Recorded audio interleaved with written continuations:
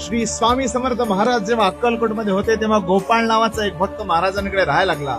स्वतःच्या घरचे समृद्ध व्यापार सोडून तिथं राहतो हे बघून त्याचे काका व बाबा त्याला न्यायला आले.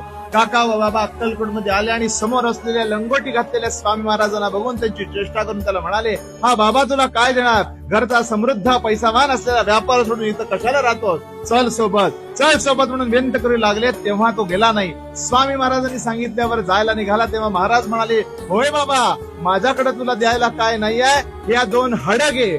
महाराजांनी दिलेली हड पिशवीत टाकले आणि निघाला. जाताना सुद्धा हसत होते. घरात पोहोचल्यावर सुद्धा त्याच्या भक्तीवर हसायला लागले. तेव्हा महाराजांनी दिलेली 2 हड जेव्हा पिशवीतनं काढली तेव्हा ती हड सोन्याची झालेली. महाराजांनी सत्वाला उतरून त्याचं रक्षण केलं.